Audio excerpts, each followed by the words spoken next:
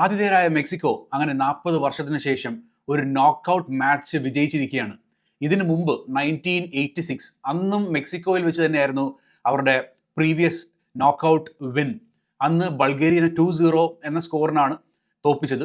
ഇന്ന് ഇക്വഡോറിന് ആ സെയിം സ്കോറിൽ തന്നെ മുക്കിയിട്ട് പ്രീ ക്വാർട്ടർ ലാസ്റ്റ് 16 എത്തിയിരിക്കുകയാണ് മെക്സിക്കോ.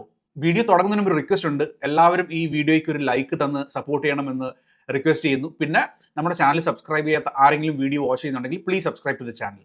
1 മണിക്കൂർ ഡിലേ ആയിട്ടാണ് ഗെയിം സ്റ്റാർട്ട് ചെയ്തത്.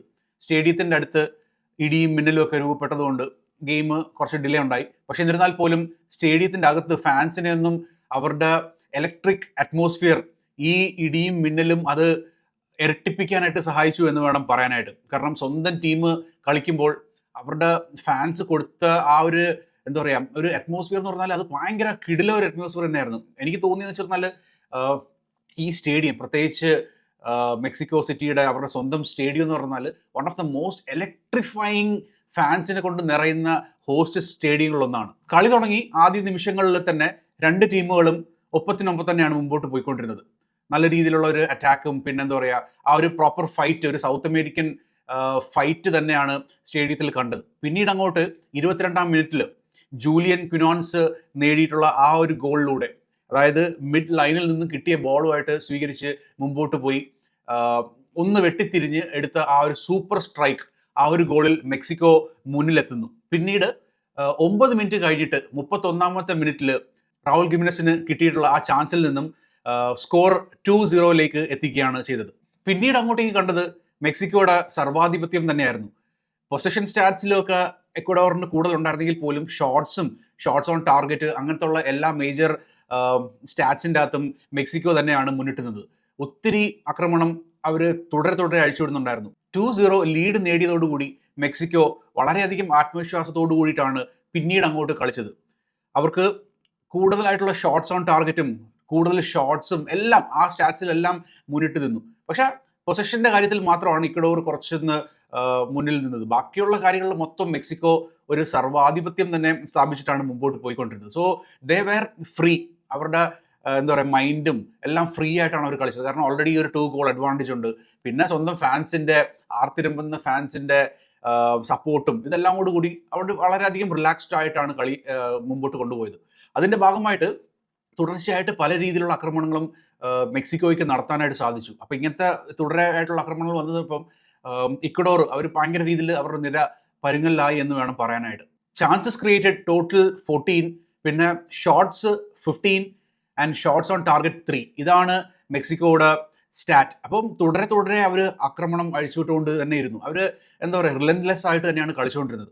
സെക്കൻഡ് ഹാഫായി പിന്നീട് നമ്മൾ കാണുന്നത് വെച്ച് പറഞ്ഞാൽ ഇക്വഡോറിന് വലിയ രീതിയിലുള്ള മുന്നേറ്റങ്ങളൊന്നും സാധ്യമാകുന്നുണ്ടായിരുന്നില്ല. കാരണം എന്ന് വെച്ച് കഴിഞ്ഞാൽ മെക്സിക്കോ അത്യാവശ്യം നല്ല രീതിയിലുള്ള ഡിഫൻസ് കാഴ്ചവെച്ചു. പക്ഷേ എന്നിരുന്നാൽ പോലും അവർ കൂടുതലും ഒരു ഫ്രണ്ട് ഫൂട്ടിൽ തന്നെയായിരുന്നു. മാക്സിമം കളി ഇക്വഡോറിൻ്റെ മേഖലയിൽ എത്തിക്കാൻ വേണ്ടിയിട്ടാണ് മെക്സിക്കോ ശ്രമിച്ചത്. കുറച്ച് പിച്ചൊക്കെ വൈഡൻ ചെയ്തിട്ട് കളി കൂടുതൽ വിങ്സിലേക്ക് കൊണ്ടുപോകാനായിട്ടൊക്കെ അവർ അത് ശ്രദ്ധിക്കുന്നുണ്ടായിരുന്നു. സോ ലൈക്ക് സെക്കൻഡ് ഹാഫിലും തുടരെ അക്രമങ്ങൾ വന്നു. ആൻഡ് എക്വഡോറിന് ആകെ കിട്ടിയിട്ടുള്ള ഒരു ചാൻസ് എന്ന് പറഞ്ഞാൽ സെക്കൻഡ് ഹാഫിലാണ്. ലൈക്ക് 1 ഷോട്ട് ഓൺ ടാർഗറ്റ് മാത്രമാണ് കിട്ടിയത്. അതിൻ്റെ അപ്പുറത്തേക്ക് എടുത്തു പറയാനായിട്ടുള്ള ഒന്നും ഇക്വഡോറിൻ്റെ ഭാഗത്തു നിന്ന് ഉണ്ടായില്ല. സോ മൊത്തത്തിൽ നോക്കിക്കഴിഞ്ഞിരുന്നാൽ മെക്സിക്കോ ടോട്ടലി ഒരു ഡോമിനേറ്റിംഗ് പെർഫോമൻസോട് കൂടിയിട്ടാണ് ഈ ഒരു ഗെയിം അവസാനിപ്പിച്ചത്. ഈ ഒരു വിജയത്തോടു കൂടി കഴിഞ്ഞ 7 നോക്കൗട്ട് മത്സരത്തിലെ തോൽവികൾ എന്നുള്ള ആ ഒരു ശാപം മെക്സിക്കോ ഒഴിവാക്കിയിരിക്കുകയാണ്. ഞാൻ പറഞ്ഞതുപോലെ ഇതിനു മുമ്പ് 1986 അവർ ഒരു നോക്കൗട്ട് വിജയം നേടിയത്. അതിനുശേഷം 40 വർഷങ്ങൾക്ക് ശേഷം ഇപ്പോൾ ആ ഒരു നോക്കൗട്ട് വിജയം നേടി. അപ്പം ഇനി അങ്ങോട്ടേക്കുള്ളതെന്ന് വെച്ച് പറഞ്ഞാൽ അവർ ഫേസ് ചെയ്യാൻ പോകുന്നത് ഇംഗ്ലണ്ട് ഓർ കോങ്കോ. ഇവർ തമ്മിലുള്ള വിന്നേഴ്സിനെ ആയിരിക്കും മെക്സിക്കോ ഇനി അടുത്ത റൗണ്ടിൽ പ്രീ ക്വാർട്ടറിൽ നേരിടാൻ പോകുന്നത്.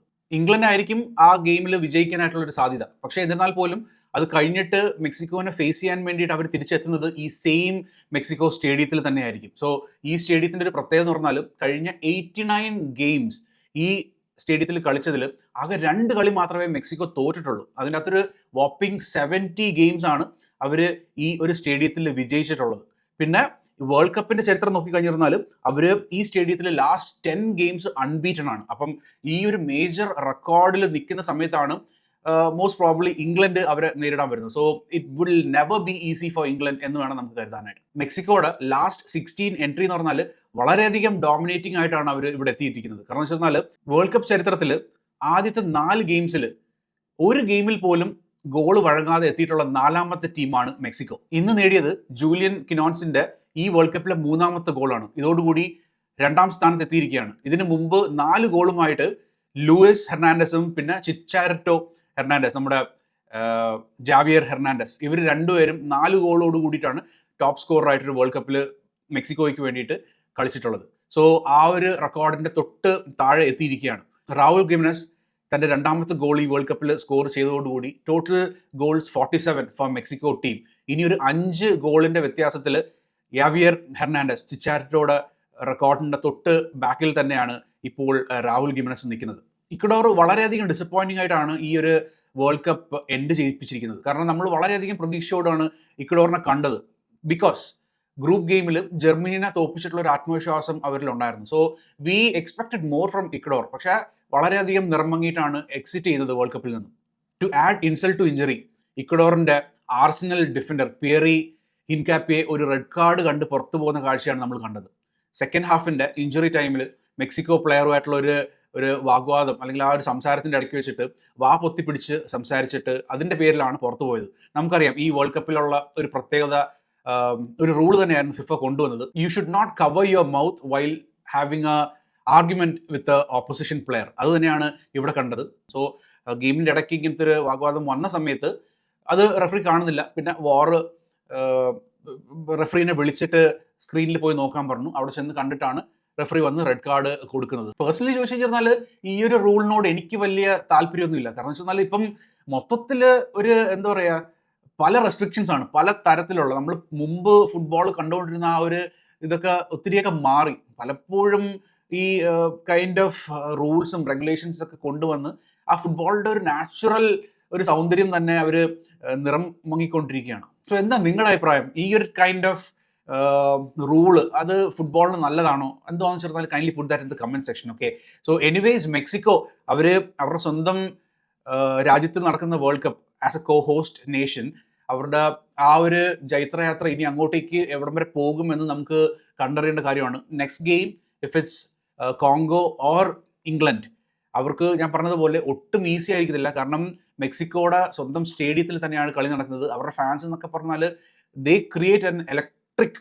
അറ്റ്മോസ്ഫിയർ. അവർ ഭയങ്കര രീതിയിലുള്ള ആ ഒരു മെക്സിക്കൻ വേവും ആ ഒരു കളി എന്താ പറയുക, അത് കാണുമ്പോൾ തന്നെ ഉള്ളൊരു സൗന്ദര്യമുണ്ട്. സോ അതെല്ലാം അവർ സ്റ്റേഡിയത്തിൽ കൊണ്ടുവരാനായിട്ടുള്ളൊരു ശ്രമം തന്നെയായിരിക്കും. So it will never be easy for the next opponent. Video അവസാനിക്കുന്നതിന് മുമ്പ് ഒരു റിമൈൻഡർ, നമ്മുടെ വീഡിയോ കാണുന്ന ആരെങ്കിലും ചാനൽ സബ്സ്ക്രൈബ് ചെയ്തിട്ടില്ലെങ്കിൽ please subscribe to the channel. പിന്നെ ഈ വീഡിയോയ്ക്ക് ഒരു ലൈക്കും കൂടെ തരണം എന്ന് റിക്വസ്റ്റ് ചെയ്യുന്നു. Okay, so thank you so much for watching. Keep supporting. Take care. By.